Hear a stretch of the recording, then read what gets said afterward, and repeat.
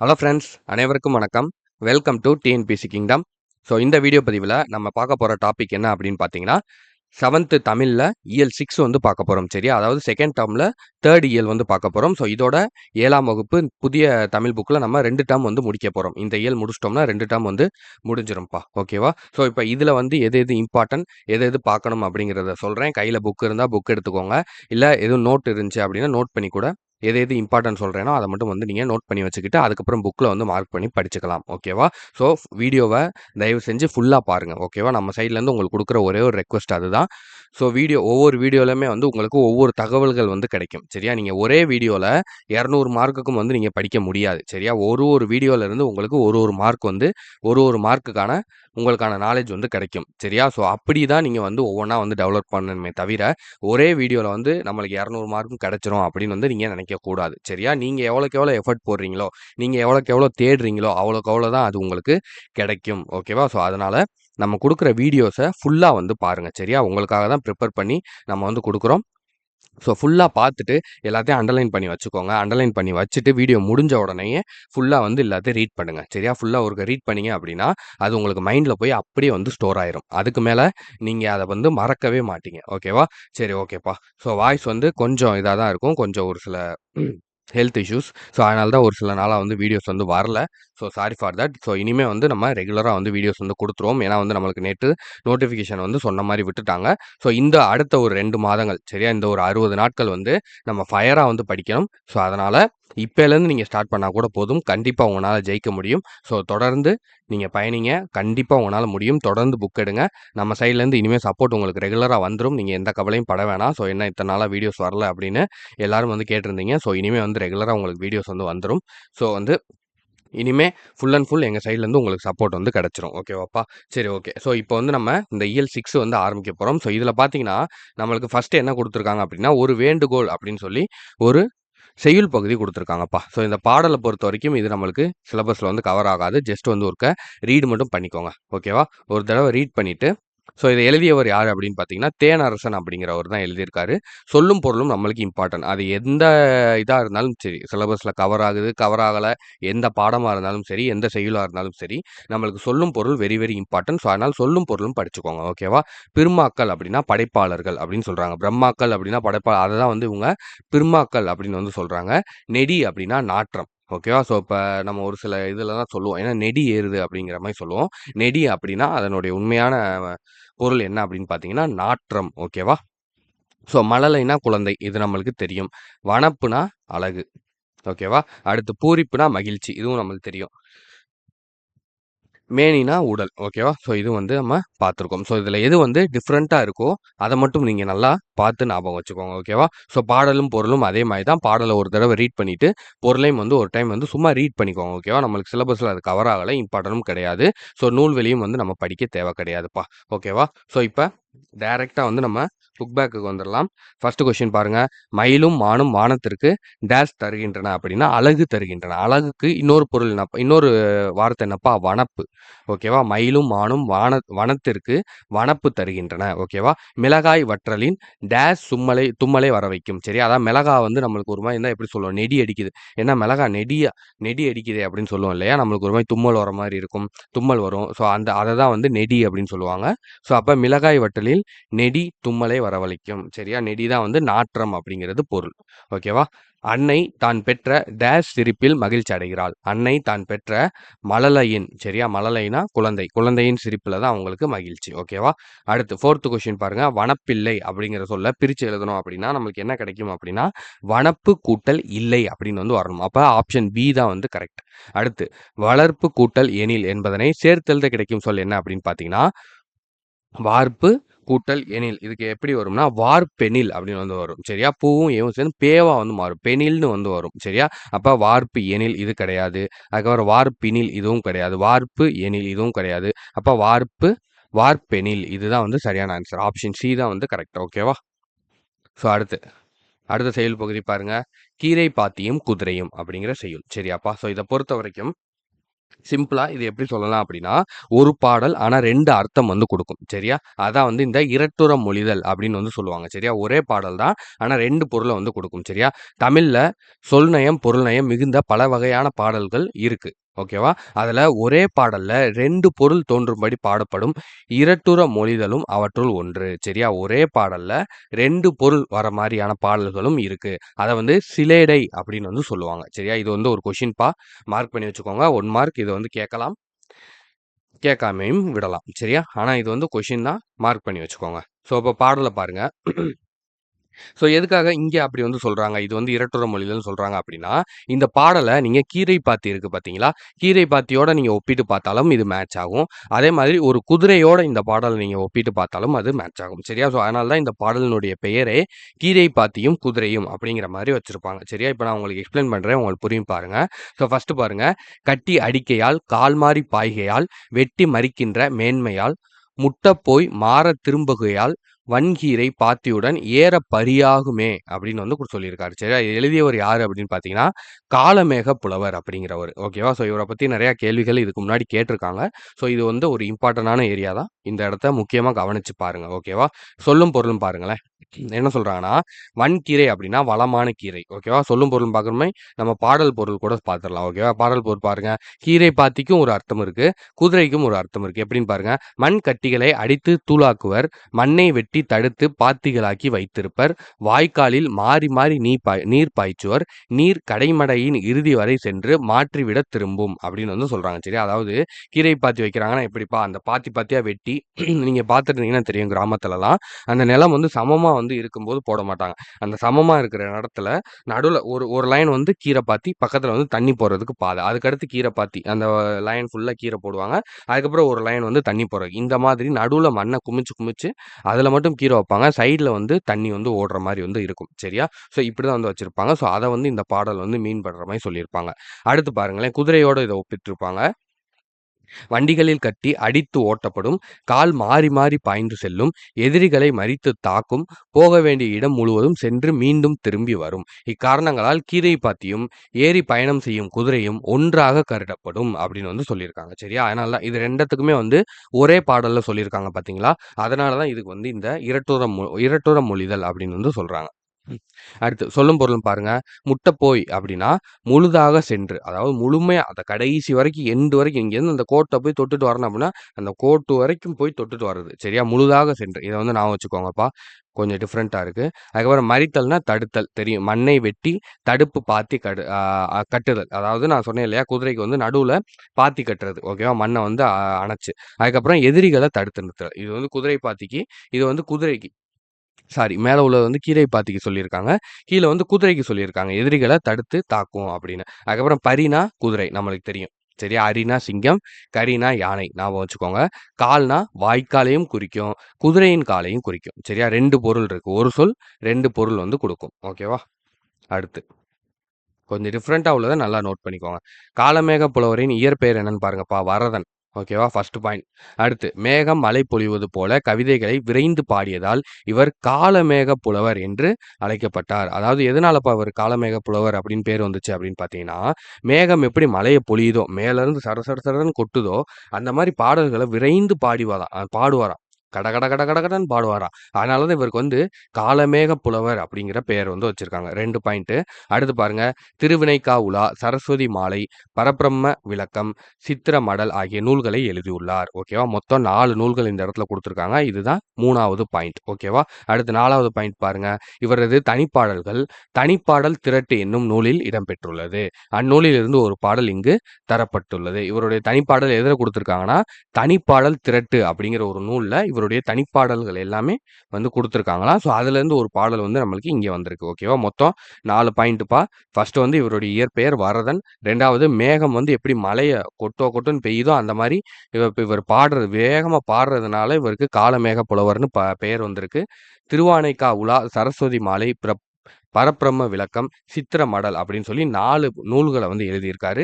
இவருடைய தனிப்பாடல்கள் வந்து தனிப்பாடல் திரட்டு அப்படிங்கிற நூல்ல வந்து இடம்பெற்றிருக்கு. ஓகேவா? மொத்தம் 4 பாயிண்ட் வந்து இங்க குடுத்துருக்காங்க. சரியாப்பா? ஓகே. இத வந்து ஞாபகம் வச்சுக்கோங்க. ஸோ அடுத்தது பாருங்க. ஸோ இதனுடைய புக் பேக் பார்த்துடலாமா? ஓகே. இங்க ஒண்ணு குடுத்துருக்காங்க பாருங்க. மாலை அப்படின்னா, மலர் மாலை அப்படிங்கிறது பொருள் தான். அந்தி பொழுது அதாவது சாயங்காலம், ஈவினிங் அப்படின்னு சொல்லுவோம் இல்லையா? அதுக்கும் வந்து அதுதான் பொருள் அப்படின்னு சொல்றாங்க. அடுத்து ஃபர்ஸ்ட் கேள்வி பாருங்க. "ஏற பரியாகுமே" என்னும் தொடரில் பரி என்பதன் பொருள் என்ன அப்படின்னு கேட்குறாங்க. பரின்னா நம்ம என்னப்பா பார்த்தோம்? குதிரை. ஓகேவா? இப்ப யானைன்னா என்னப்பா? யானைன்னா கரி. ஓகேவா? அப்ப மான் அதுக்கெல்லாம் வந்து கிடையாது. சிங்கத்துக்கு வந்து என்ன அப்படின்னா அரி. ஓகேவா? அரினா சிங்கம். ஒரு பாடல் வரும் இல்லையா? "அரிமா அரிமா" அப்படின்னு சொல்லி ஒரு பாடல் வரும் இல்லையா? எந்திரன்ல. அந்த பாடலுக்கான பொருள் வந்து அதுதான். அடுத்து செகண்ட் கேள்வி பாருங்க.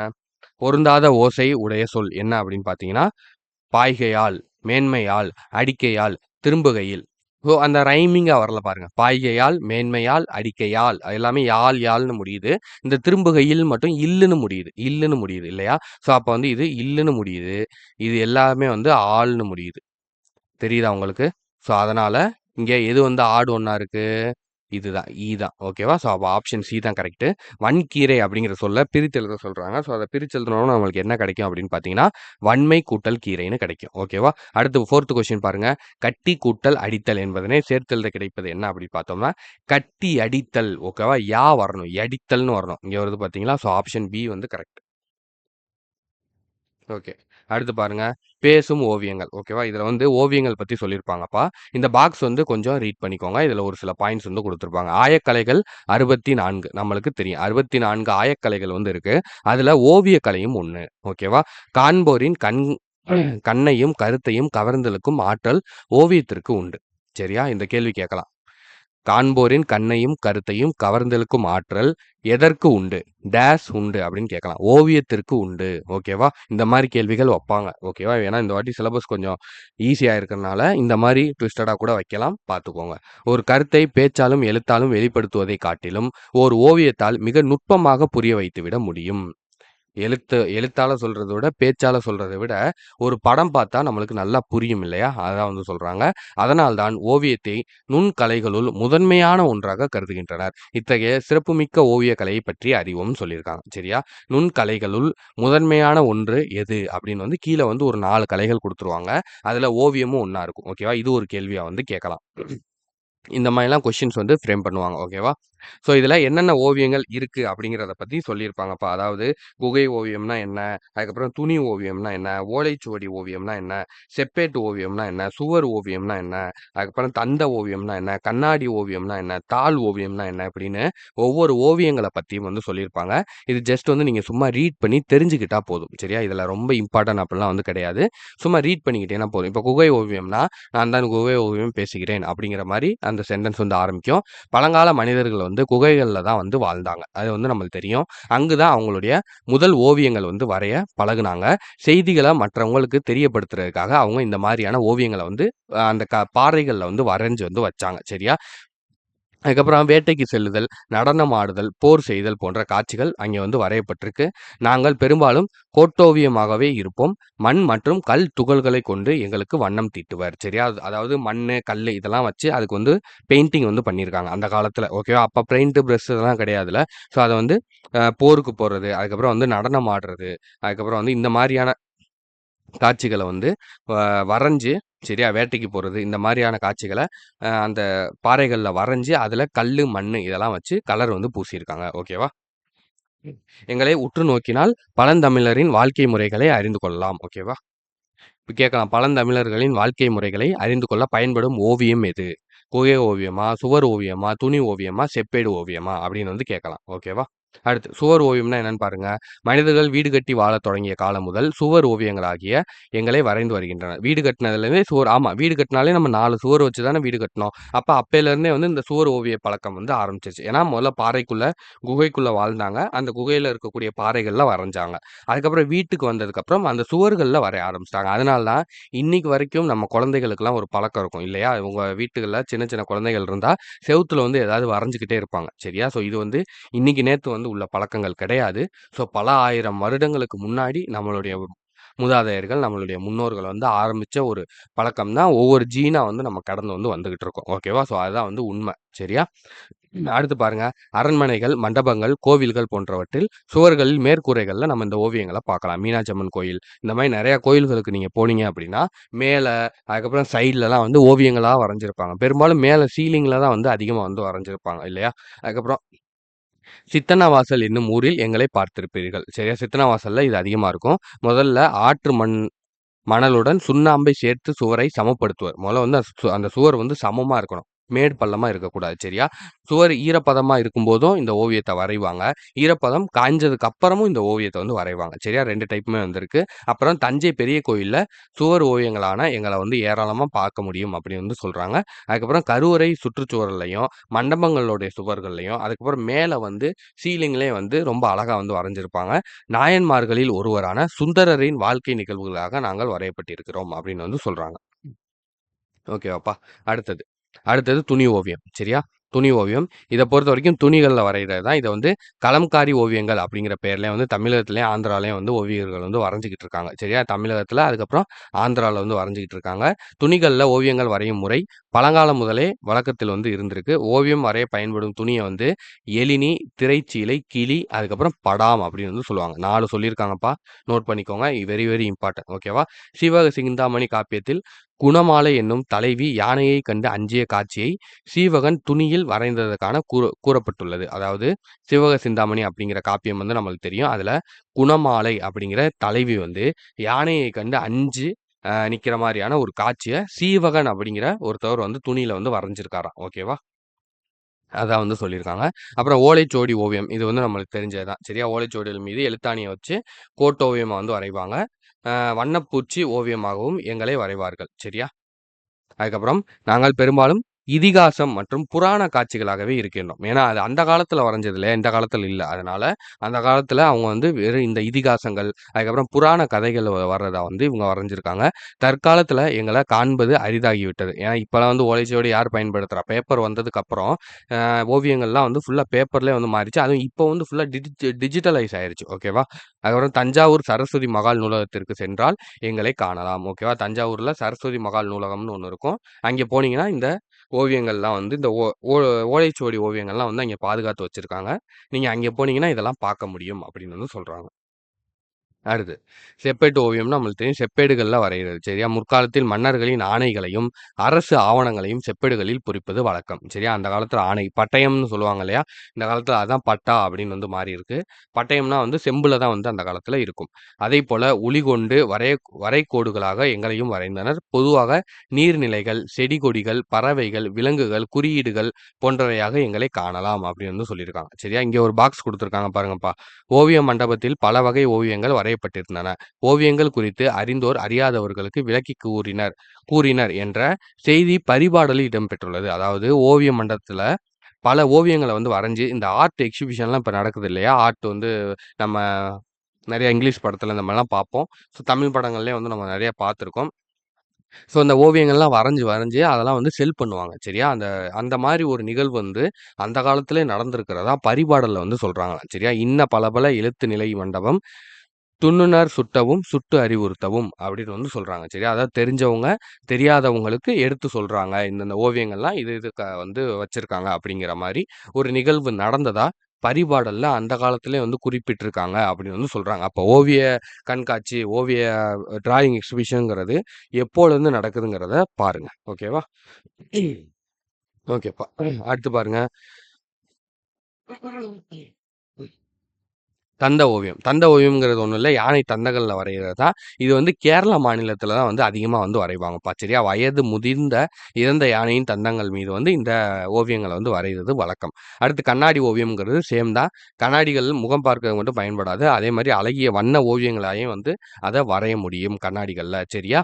பல வகையான உருவங்கள், இயற்கை காட்சிகள் இந்த மாரியான விஷயங்கள இந்த கண்ணாடி ஓவியத்தில வந்து வரைவாங்க. இத உருவாக்குற ஓவியர்கள் வந்து தஞ்சாவூர்ல வந்து அதிகமா இருக்காங்க. சரியா? அது யானை தந்த ஓவியம் வந்து கேரளால அதிகமா கிடைக்கும். அதே மாரி கண்ணாடி ஓவியங்கள் வந்து வரையறதுக்கு தஞ்சாவூர்ல அதிகமான ஆட்கள் இருக்காங்கன்னு சொல்றாங்க. அப்புறம் தாள் ஓவியம். இது இன்னைக்கு இருக்கிறது. தற்காலத்துல பரவலான பயன்பாட்டில் இருப்பவர்கள் நாங்களே. சரியா? கோட்டோவியங்கள், வண்ண ஓவியங்கள், நவீன ஓவியங்கள் அப்படிங்கிற பல வகையான ஓவியங்கள நம்மளால இந்த தாள்ல, பேப்பர்ல வந்து நம்மளால வரைய முடியும். கரிக்கோல், நீர் வண்ணம், எண்ணெய் வண்ணம் ஆகியவற்றை பயன்படுத்தி எங்களை வரைவர். சரியா? ஆயில் பெயிண்டிங் அப்படின்னு சொல்லுவாங்க இல்லையா? ஸோ அதுக்கப்புறம் கரிக்கோல் அதுக்கப்புறம் நீர் வண்ணம் சரியா, வாட்டர் பெயிண்டிங், ஆயில் பெயிண்டிங். அதுக்கப்புறம் கரிக்கோல்னா இந்த சும்மா அந்த பென்சில்லே அடுத்த ஸ்டேஜ்ல ஷேட் பெயிண்டிங் மாதிரி பண்றது. ஓகேவா? அதுக்கப்புறம் கருத்துப்பட ஓவியம்னா அரசியல் கருத்துக்களை எளிமையாக விளக்குவதற்கு, அதாவது இந்த மீம்ஸ், போஸ்டர் இந்த மாதிரி சொல்றோம் இல்லையா, அது இந்தியா இதழில் பாரதியார் தான் எங்களை முதலில் அறிமுகப்படுத்தினார். பாத்தியா, நீங்க நம்ம இன்னைக்கு போற இந்த போஸ்ட், இந்த ஒவ்வொரு இந்த படம் மாரி போட்டு அந்த ஓவியம் கேலி சித்திரம்னு சொல்லுவோம் இல்லையா? ஸோ இதெல்லாம் வந்து ஃபர்ஸ்ட்டு அறிமுகப்படுத்தினது யாரு அப்படின்னா, இந்தியா அப்படிங்கிற பத்திரிகையில பாரதியார் அவர்கள் தான் முதல்ல தமிழ்ல வந்து அறிமுகப்படுத்தினது. ஓகேவா? இப்போது பெரும்பாலான இதழ்களில் நீங்கள் எங்களை பார்க்க முடியும். எங்களுடைய மற்றொரு வடிவமே கேலி சித்திரம். ஓகேவா? மனித உருவங்களை விந்தையான தோற்றங்களில் நகைச்சுவை தோன்றும்படி வரைவதையே கேலி சித்திரம் அப்படின்னு வந்து சொல்லுவோம். ஓகேவா? அதையும் புரிஞ்சு வச்சுக்கோங்க. அடுத்து. அவ்வளோதான். இதுல ஒண்ணும் இல்ல. ஸோ இத பார்த்துக்கோங்க. ஐரோப்பிய கலை நுணுக்கத்துடன் இந்திய கதை மரபுகளை இணைத்து ஓவியங்களில் புதுமைகளை புகுத்தியவர் ராஜ ரவிவர்மா. ஓகேவா? இவரது பாணி ஓவியங்கள் பிற்காலத்தில் நாட்காட்டிகளில் அதிகம் பயன்படுத்தப்பட்டன. நாட்காட்டி ஓவியம் வரையும் முறையின் முன்னோடிகளுள் ஒருவராக கருதப்படுபவர் கொண்டையராஜு. ஓகேவா? கொண்டையராஜுங்கிறவர் தான் இந்த நாட்காட்டிகள்ல வரக்கூடிய ஓவியங்கள்லாம் வரையறதுக்கான ஒரு முன்னோடியா இருந்திருக்காரு. நாட்காட்டி ஓவியங்களை பஜார் பெயிண்டிங் என்றும் அழைப்பர். சரியா? அதாவது பஜார் பெயிண்டிங் அப்படின்னு வந்து சொல்லுவாங்களாம்ப்பா. பசார் பெயிண்டிங். ஓகேவா? அடுத்து இதுக்கான புக் பேக் பார்த்துருவோமாப்பா? வாங்க. இதுக்கான புக் பேக் பாருங்களேன். ஸோ ஃபர்ஸ்ட் கொஸ்டின் என்ன கேட்டிருக்காங்க? குகை ஓவியங்களில் வண்ணம் தீட்ட பயன்பட்ட பொருள்களில் ஒன்று என்ன அப்படின்னு பார்த்தோம்னா, என்னப்பா? மண் துகள்கள். கரெக்டா? அடுத்து செகண்ட் கேள்வி பாருங்க. நகைச்சுவை உணர்வு வெளிப்படுமாறு வரையப்படும் ஓவியம் என்ன அப்படின்னு பார்த்தோம்னா, கேலி சித்திரம். கோட்டோவியம் என்னும் சொல்லை பிரித்தெழுத கிடைப்பது என்ன அப்படின்னு பார்த்தோம்னா, கோடு கூட்டல் ஓவியம். செப்பேடு என்னும் சொல்லை பிரித்தெழுத கிடைப்பது என்ன அப்படின்னு பார்த்தோம்னா, செப்பு கூட்டல் ஏடுன்னு வரணும். ஓகேவா? Option C. அடுத்து எழுத்து கூட்டல் ஆணி என்பதனை சேர்த்தெழுத கிடைக்கும் சொல் என்ன அப்படின்னு பார்த்தோம்னா, எழுத்தாணி. Option B, எழுத்தாணி. கோடிட்ட இடங்களை நிரப்புக. கருத்து படங்களை அறிமுகப்படுத்தியவர் யாரு அப்படின்னு பார்த்தோம் அப்படின்னா, கருத்து படங்களை முதல்ல தமிழ்ல அறிமுகப்படுத்தினது யாரு அப்படின்னு பார்த்தோம்னா, பாரதியார். அடுத்து கலம்காரி ஓவியம் என்று அழைக்கப்படுவது என்னதுப்பா? துணி ஓவியம். கலம்காரி ஓவியம்னா துணி ஓவியம். அடுத்து மன்னர்களின் ஆணைகளையும் அரசு ஆவணங்களையும் டேஷ் மீது பொறித்து பாதுகாத்தனர் அப்படின்னா, செப்பேடு மீது. சரியா? செப்பேடு மீதெல்லாம் அந்த காலத்துல இதெல்லாம் வந்து பாதுகாத்தாங்க. ஓகேப்பா. அடுத்து தமிழ் ஒளிர் இடங்கள். ஓகேவா? இந்த தமிழ் ஒளிர் இடங்களை பொறுத்த வரைக்கும் நீங்க ஜஸ்ட் ஒருக்க ரீடு மட்டும் பண்ணிக்கிட்டா போதும். ஓகேவா? இதுல பெருசா ஒரு இதுவும் இல்ல. ஸோ நம்ம வந்து ஜஸ்ட் வந்து ஒரு இன்ஃபர்மேஷன் மாதிரி கிடைக்கும். சரியா? இந்த தஞ்சை சரஸ்வதி மகால் நூலகம், அதுக்கப்புறம் இந்த மாதிரி நூலகங்களை பத்தி, அதுக்கப்புறம் தமிழ் பல்கலைக்கழகம் தஞ்சாவூர்ல இருக்கு. இதை பாருங்க, தமிழ் அப்படின்னு வர மாதிரி வந்து இதை கட்டியிருப்பாங்க. ஓகேவா? நீங்க பாத்தீங்கன்னா தெரியும். தமிழ் அப்படின்னு தமிழ்நாடு அப்படின்னு வந்து வரும். சரியா? அப்படி கட்டியிருப்பாங்க. இதை பத்தி சொல்லியிருப்பாங்க. அப்புறம் உவேசா நூலகம் சென்னையில இருக்கிறது. அப்புறம் கன்னிமாரா நூலகம் சென்னையில இருக்கிறது. அப்புறம் வள்ளுவர் கோட்டத்தை பத்தி சொல்லியிருப்பாங்க சென்னை. அப்புறம் திருவள்ளுவர் சிலை கன்னியாகுமரியில இருக்கு பார்த்தீங்களா? ஸோ அதை பத்தி சொல்லியிருப்பாங்க. அப்புறம் உலக தமிழ்ச் சங்கம் மதுரையில இருக்கிறது. அதை பத்தி சொல்லியிருப்பாங்க. அதுக்கப்புறம் சிற்பக்கலை கூடம் பூம்புகார்ல அதை பத்தியும் சொல்லியிருப்பாங்க. ஓகேவா? இவ்வளவுதான்ப்பா. இது மட்டும் தான் வந்து சொல்லியிருப்பாங்க. ஸோ இதை வந்து நீங்க சும்மா ஒருக்க ரீட் பண்ணிக்கிட்டா போதும். சிலபஸ்லாம் இல்ல. இருந்தாலும் ஒரு டேட்டாவா நீங்க தெரிஞ்சுக்கோங்க. ஓகேவா? தெரிஞ்சுக்கிட்டா நல்லது. ஓகேவா? ஸோ இப்போ இது முக்கியமான பாட்டுக்கு வந்து வந்துட்டோம். தொழிற்பெயர். ஓகேவா? தொழிற்பெயர் இலக்கண பகுதி வெரி வெரி இம்பார்ட்டன்ட். உழவர் செய்யும் தொழில் உழுதல் தெரியும். தையல்காரர் செய்யும் தொழில் தைத்தல். ஓகேவா? இத்தொடரில் உழுதல் தைத்தல் என்பன செயல்களில் பெயர்களாக அமைகின்றன. ஆமா, இந்த உழுதல் அதுக்கப்புறம் தைத்தல் அப்படிங்கிறது என்னது? ஒரு தொழில். சரியா? செய்யக்கூடிய ஒரு செயலினுடைய பெயரை வந்து குறிக்குது. சரியா? இவ்வாறு ஒரு செயலின் அல்லது வினையின் பெயராக அமைவது தொழிற்பெயர். ஒரு செயல், ஒரு ஒரு வேலை, ஒரு செயலாவோ ஒரு வினையாவோ அமைகிறது தான் வந்து தொழிற்பெயர் அப்படின்னு வந்து சொல்றாங்க. சரியா? தொழிற்பெயர் வந்து எண், இடம், காலம், பால் ஆகியவற்றை காட்டாது. சரியா? எந்த எண், எத்தனை பேரு, எத்தனை எண்ணிக்கையை வந்து காட்டாது. இடத்தை வந்து காட்டாது. எந்த இடம், எந்த இதுங்கிறத காட்டாது. அதுக்கப்புறம் காலம், இறந்த காலமா, நிகழ்காலமா, எதிர்காலமா எதையுமே வந்து காட்டாது. அப்புறம் பால், ஆண்பாலா, பெண்பாலா அது எதையுமே வந்து காட்டாது. சரியா? இது எதையுமே காட்டாம வரக்கூடியது தான் வந்து இந்த தொழிற்பெயர். சரியா? படர்க்கை இடத்தில் மட்டும் வரும். படர்க்கை மட்டும் தான் காட்டும். சரியா? எடுத்துக்காட்டாக படித்தல், ஆடல், நடிப்பு, எழுதுதல், பொறுத்தல், இது எல்லாமே அந்த வேலைய மட்டும் தான் குறிக்குது. இத யார் செய்றா? எந்த இடத்துல செய்றாங்க? எத்தன பேர் செய்றாங்க? இது எதையுமே வந்து குறிப்பல. சரியா? படித்தல் அப்படின்னா படிக்கிறது. இது ஒரு வேலை. சரியா? அது யார் செய்றான்னு குறிக்குதா? ஒரு ஆண் படிக்கிறாரா? இல்ல ஒரு பெண் படிக்கிறாங்கன்னு சொல்லுதா? சொல்லல. எந்த இடம்னு தெரியுதா? தெரியாது. எந்த காலம்னு தெரியுதா? தெரியாது. இப்ப படித்தல், ஆடல், நடிப்பு, எழுதுதல், பொறுத்தல் இதெல்லாம் வந்து ஒரு தொழில். சரியா? அந்த மாரி வெறும் தொழில மட்டும் குறிக்கிறது தொழிற்பெயர். சரியா? தொழிற்பெயர், விகுதி பெற்ற தொழிற்பெயர், முதல்நிலை தொழிற்பெயர், அதுக்கப்புறம் முதல்நிலை திரிந்த தொழிற்பெயர் அப்படின்னு சொல்லி 3 வகையா வந்து இருக்குப்பா. 1, 2 அதுக்கப்புறம் வந்து இது 3. மொத்தம் 3 வகைப்படும். என்னென்ன?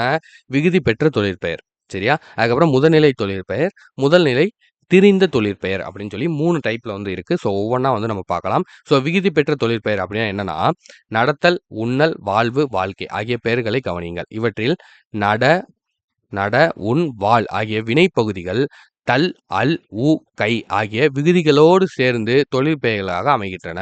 இவ்வாறு வினைப்பகுதியுடன் தொழிற்பெயர் விகுதி சேர்ந்து வருவது விகுதி பெற்ற தொழிற்பெயர் ஆகும். சரியா? அதாவது விகுதி சேர்ந்து வர்றதுப்பா. இப்ப நடத்தல் அப்படின்னா அதோடைய உண்மையா உள் வார்த்தை வந்து என்ன? முக்கியமான வார்த்தை. அதோட கரு என்ன அப்படின்னு பார்த்தோம்னா, நட அப்படிங்கிறது தான் கரு. சரியா? நட அப்படிங்கிற வார்த்தை தான் நடத்தல் ஆயிருக்கு. நடத்தல், நடந்து, நடந்த அப்படிங்கிற மாரி மாறும். சரியா? அப்ப அதே மாரி உண்ணல் அப்படிங்கிறதுடைய ஒரு வார்த்தை என்ன அப்படின்னா, உண்ணல் அப்படிங்கிற வார்த்தையினுடைய சுருக்கம் தான் வந்து உண். சரியா? இப்ப இதெல்லாம் வந்து இந்த தல், அல் அதுக்கப்புறம் அ உ அதுக்கப்புறம் வந்து கை இந்த மாதிரியான விகுதிகளோடு இதெல்லாம் வந்து விகுதிகள். இங்க குடுத்துருக்காங்க பாருங்க. தல், அல், அம், ஐ, கை, வை, கு, பு, உ, தி, சி, வி, மை இந்த எழுத்துக்கள்லாம் கடைசியா வந்தால், இந்த விகுதிகள்லாம் கடைசியா வந்து தொழிற்பெயரோட வந்தா, அது வந்து விகுதி பெற்ற தொழிற்பெயர். ஓகேவா? கீழ தெளிவா சொல்லியிருக்காங்க பாருங்க. தருதல் அதாவது தல், தா அப்படிங்கிறது தான் இதனுடைய வார்த்தை. சரியா? அப்ப தருதல் அப்படின்னா, அந்த தல் அப்படிங்கிற விகுதியோட சேர்ந்து வரும்போது, இது விகுதி பெற்ற தொழிற்பெயர். இப்ப வெறும் தா அப்படின்னு வந்து வந்துருந்துச்சு அப்படின்னா, அது வந்து ஒரு தொழிற்பெயரா இருக்கும். சரியா? இப்ப கூறல் அப்படின்னா, கூறு அப்படிங்கிறது தொழிற்பெயர். இப்ப கூறல்னு வரும்போது, அது விகுதி பெற்ற தொழிற்பெயர். விகுதி சேர்ந்து வர்றது தான்ப்பா. வேற ஒண்ணுமே இல்ல. விகுதி பெற்ற தொழிற்பெயர்னா, விகுதியோட சேர்ந்து வருது. விகுதிய வாங்கிக்கிட்டு வருது. புரியுதா? அப்ப தல், அதுக்கப்புறம் இங்க வந்து அல், அம், ஐ, கை, வை, பார்வை, வருகை, விலை, அதுக்கப்புறம் போக்கு, கு, அதுக்கப்புறம் நட்பு, மறைவு, மறதி, அதுக்கப்புறம் உணர்ச்சி, கல்வி, செய்யாமை இதெல்லாம் வந்து விகுதியோடு சேர்ந்து வரும்போது இது விகுதி பெற்ற தொழிற்பெயர். ஓகேவா? அடுத்து முதல்நிலை தொழிற்பெயர்னா என்னன்னு பாருங்க. முதல்நிலை தொழிற்பெயர்னா வானில் இடி இடித்தது. சோறு கொதி வந்தது. இடி, கொதி என்னும் சொற்கள் இடித்தல், கொடித்தல் என்னும் சொற்களின் பகுதிகளாக இருக்கும். சரி கரெக்ட்டா? அதாவது இடித்தல் அப்படிங்கிற சொல்லினுடைய சுருக்கம் தான் இடி. ஓகேவா? அதே மாரி கொதித்தல் அப்படிங்கிற சொல்லோட சுருக்கம் தான் கொதி. ஓகேவா? அப்ப இவ்வாறு ஏவல் ஒருமை வினையாக அமையும் வினைச்சொற்களில் பகுதியை முதனிலை என்பர். ஓகேவா? அதாவது இந்த இந்த இந்த இடத்த தொழிற்பெயர்கள பொறுத்தவரைக்கும், பகுதிய தான் வந்து முதநிலை அப்படின்னு வந்து சொல்லுவாங்க. சரியா? அதாவது பார்வை அப்படின்னா, பார் அப்படிங்கிறது இங்க முதநிலை அப்படின்னு வந்து சொல்றாங்க. வருகை அப்படின்னா, வா அப்படிங்கிறது முதநிலைன்னு சொல்றாங்க. சரியா? இந்த மாதிரி அதனுடைய பகுதிய முதல்நிலைன்னு சொல்லுவாங்க. முதல்நிலை அப்படிங்கிறது எவ்வகை மாற்றமும் பெறாமல் தொழிற்பெயராகவே அமைவது முதல்நிலை தொழிற்பெயர் அப்படின்னு வந்து சொல்றாங்க. ஓகேவாப்பா? அதாவது எந்தவித மாற்றமே இல்லாம மாற்றம் மாறி வந்துச்சுன்னா முதல்நிலை திரிந்த தொழிற்பெயர்னு மாறிடும். எந்தவித மாற்றமே இல்லாம வந்துச்சுன்னா, அது முதல்நிலை தொழிற்பெயர். அதாவது இடித்தல் அப்படின்னா, இடி அப்படின்னு வந்துச்சு அப்படின்னா, அது முதல்நிலை தொழிற்பெயர். ஓகேவா? எந்த மாற்றமும் இல்லாம. இப்ப அடுத்து வந்து சொல்றேன் பாருங்க. செல்லமாக ஓர் அடி அடித்தால். ஓகேவா? அடி அப்படிங்கிறது அடித்தல் அப்படிங்கிறதனுடைய பகுதி. ஓகேவா? அப்ப அது வந்து முதல் நிலை தொழிற்பெயர். அதே மாரி அறிஞர் அண்ணா தம் பேச்சால் புகழ் பெற்றார். புகழ் அப்படிங்கிறது புகழ்தல். ஓகேவா? புகழ்தல் அப்படிங்கிறதுக்கான ஒரு பகுதி. அப்ப புகழ் அப்படிங்கிறது இதிலிருந்து வரக்கூடிய பகுதி. அப்ப அதனால இது வந்து முதல்நிலை தொழிற்பெயர். இவற்றின் அடிக்கோடிட்ட சொற்கள் விகுதி பெறாமல் தம்பொருளை உணர்த்துகிறது. அதாவது விகுதி பெறாம வரவுது. சரியா? இப்ப அடித்தல் அப்படின்னா, தல் அப்படிங்கிற விகுதி பெற்று வருது. அப்ப அதனால அது விகுதி பெற்ற தொழிற்பெயர். இப்ப இதுவே விகுதி பெறாம வெறும் அடி மட்டும் வந்துச்சு அப்படின்னா, அது வந்து முதல்நிலை தொழிற்பெயர். இப்ப இந்த அடிங்கிறதும் மாறி வந்துச்சு அப்படின்னா, அதுதான் முதல்நிலை திரிந்த தொழிற்பெயர். அதாவது தமிழ்நாட்டில் படிக்கும் பேறு பெற்றேன். தமிழ்நாட்டில் படிக்கும் பேறு பெற்றேன். பெரு அப்படிங்கிறது தான் பேரு அப்படின்னு மாறி வரும். சரியா? பெறுதல், பேரு. இப்ப பெறுதல்.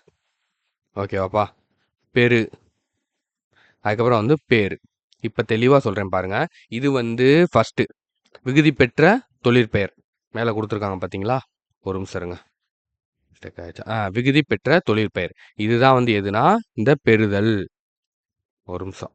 இது வேற ஸ்டக் ஆகுதா? ஆ பெறுதல். தல் சேர்ந்து வருது பார்த்தீங்களா? விகுதி சேர்ந்து வருது. அதனால இது வந்து விகுதி பெற்ற தொழிற்பெயர். இந்த பெறு அப்படிங்கிறது முதநிலை தொழிற்பெயர். இந்த பெறுதல்ல இருந்து ஒரு பகுதி மட்டும் வருது. அதனால இது முதநிலை தொழிற்பெயர். ஓகேவா? இதுவே பேறு அப்படின்னு வந்துச்சுன்னா, இதுதான் முதல்நிலை திரிந்த தொழிற்பெயர். இந்த பகுதியே திரிந்து வர்றது, மாறி வர்றது தான் வந்து மாறாம அப்படியே அந்த பகுதி மட்டும் வந்துச்சு அப்படின்னா, அது வந்து முதல்நிலை தொழிற்பெயர். மாறி வந்துச்சு, திரிந்து வருது. இந்த பெருங்கிறது பேருன்னு திரிந்து வரும்போது, அது வந்து முதநிலை திரிந்த தொழிற்பெயர் அப்படின்னு வந்து சொல்லுவாங்க. சரியா? இப்ப சூடுன்னு குடுத்துருப்பான் பாருங்க. உணவின் சூடு குறையவில்லை. இதுல வந்து என்னென்ன வரும்? எப்படி வரும் ஃபர்ஸ்ட்டு? சுடுதல். சுடுதல் அப்படிங்கிறது விகுதி பெற்ற தொழிற்பெயர். தல் அப்படிங்கிற விகுதி பெற்று வருதா? அதுக்கப்புறம் சுடு அப்படிங்கிறது முதநிலை தொழிற்பெயர். இதுலேருந்து பகுதி மட்டும் மாறாம அப்படியே வர்றது சுடு. இது வந்து முதநிலை தொழிற்பெயர். அதுக்கப்புறம் இது வந்து திரிந்து வர்றது. இந்த சுடு அப்படிங்கிறது திரிந்து சூடு அப்படின்னு வந்துச்சு அப்படின்னா, இதுதான் முதநிலை திரிந்த தொழிற்பெயர். ஓகேவா? இதாங்க டிஃபரெண்ட். தெளிவா புரிஞ்சிருச்சான்னு பார்த்துக்கோங்க. இல்லைன்னா இன்னொரு தடவ பாருங்க. கண்டிப்பா உங்களுக்கு புரியும். சரியா? விடு, வீடு அப்படின்னு வரணும். மின் அப்படின்னா மீன் அப்படின்னு வரும். சரியா? மின்னா மீன்கள் அப்படின்னா, அதுக்கப்புறம் கொள் அப்படின்னா கோல், கோல். அப்புறம் உடன்படு அப்படின்னா உடன்பாடு. ஓகேவா? இந்த மாதிரி திரிந்து வர்றது. பின்வருவனவற்றுள் விகுதி பெற்ற தொழிற்பெயர் எது? அப்படின்னு வந்து கேட்குறாங்கப்பா. ஸோ இதுக்கான ஆன்சர் என்ன அப்படிங்கிறத கீழே கமெண்ட்ல தெரியப்படுத்துங்க. சரியா? உங்களுக்கான 2 கேள்விகள் இதுதான். இன்னைக்கான இந்த வீடியோக்கான 2 கேள்விகள். பின்வருவனவற்றுள் விகுதி பெற்ற தொழிற்பெயர் என்னன்னு கேட்டிருக்காங்க. ஸோ இதனுடைய ஆன்சரை கமெண்ட் பண்ணுங்க. அதே மாதிரி பின்வருவனவற்றுள் முதல் நிலை திரிந்த தொழிற்பெயர் என்னன்னு கேட்டிருக்காங்க. ஓகேவா? இது 2த்துக்குமான ஆன்சரை கீழே கமெண்ட் பண்ணுங்க. ஸோ உங்களுக்கு தெரியாத ஸ்டூடண்ட்ஸ் அதை பார்த்து தெரிஞ்சுக்கிருவாங்க. ஸோ தயவு செஞ்சு ஆன்சரை வந்து கீழே கமெண்ட் பண்ணுங்க. ஓகேவா? ஸோ பொறுத்துக்க பாருங்க. ஓட்டம் அப்படின்னா என்னதுப்பா? ஓட்டம் அப்படிங்கிறது விகுதி பெற்ற தொழிற்பெயர். விகுதி பெறாதன்னா ஓடு. சரியா? அதுக்கப்புறம் முதல்நிலைனா ஓடு அப்படின்னு வரும். அப்புறம் பிடி அப்படின்னா முதல்நிலை தொழிற்பெயர். சூடு அப்படின்னா முதல்நிலை திரிந்த தொழிற்பெயர். ஏன்னா இது திரியாம இருந்துச்சுன்னா எப்படி வந்திருக்கும்? சூடுன்னு வந்திருக்கும். ஓகேவா? அவ்வளோதான்ப்பா. ஸோ இதோட முடிஞ்சு. ஸோ அதுக்கப்புறம் இதில் வந்து டிரான்ஸ்லேஷன் மட்டும் இது மட்டும் இருக்கும்னு நினைக்கிறேன். கலைச்சொற்கள் மட்டும் இருக்கும்னு நினைக்கிறேன். திருக்குறள் வந்து நம்ம மொத்தமாக வந்து பார்க்குறோம். ஸோ அதனால் ஒன்றும் ப்ராப்ளம் இல்லை. ஸோ இந்த கலைச்சொற்கள் ஓகே ஃப்ரண்ட்லேயே வந்துடும். ஓகே. கலைச்சொற்கள் வந்து பார்த்துக்கோங்க. படைப்பாளர்னா கிரியேட்டர், சிற்பம்னா ஸ்கல்ப்சர், கலைஞர்னா ஆர்டிஸ்ட், கல்வெட்டுனா இன்ஸ்கிரிப்ஷன்ஸ், கையெழுத்துப்படினா மேனுஸ்கிரிப்சர். ஓகேவா? அழகியல்னா ஏஸ்தட்டிக்ஸ், தூரிகைனா பிரஷ்ஷு, கருத்து படம்னா கார்ட்டூன், குகை ஓவியங்கள்னா கேவ் பெயிண்டிங்ஸ், நவீன ஓவியம்னா மாடர்ன் ஆர்ட்ஸ். ஓகேவா? அவ்வளோதான்ப்பா. இதோட இந்த இயல் வந்து நம்மளுக்கு முடிஞ்சிருச்சு. ஸோ இதோட நம்ம 7th வெற்றிகரமா 2 டெர்ம் வந்து முடிச்சுட்டோம். ஓகேவா? ஸோ அடுத்தடுத்து உங்களுக்கு வீடியோஸ் வந்து வந்துரும். ஸோ எல்லாரும் வந்து தயாரா இருங்க. ஸோ இன்னும் நம்மளுக்கு நாட்கள் கம்மியா தான் இருக்கு. நம்ம இனிமே வந்து ஃபயரா வந்து படிக்க ஆரம்பிக்கணும். ஸோ எந்த விதமான டவுட்டும் வேணாம். கண்டிப்பா உங்களால போஸ்டிங் அடிக்க முடியும். ஸோ இனிமே என்னால முடியுமா? முடியாதா? எனக்கு அப்படி இப்படிங்கிற மாரி நீங்க எதையுமே போட்டு மனச குழப்பிக்கிட்டே இருக்காதீங்க. சரியா? ஸோ இந்த மாரியான டிஸ்ட்ராக்ஷன்ஸ் உங்களுக்கு வரதான் செய்யும். ஸோ அத எதையுமே ஏத்துக்காம, அத எதையுமே மைண்டுக்குள்ள கொண்டு போகாம புக் எடுங்க, படிங்க, புக் எடுங்க, படிங்க, புக் எடுங்க, படிங்க. ஓகேவா? அவ்வளோதான். இந்த ஒரே வேலைய மட்டும் செய்யுங்க. நீங்க கண்டிப்பா போஸ்டிங் வாங்கிருவீங்க. ஓகேவாப்பா? சரி ஓகே. நான் மீண்டும் உங்கள நெக்ஸ்ட் வீடியோல பார்க்குறேன். நன்றி, வணக்கம்.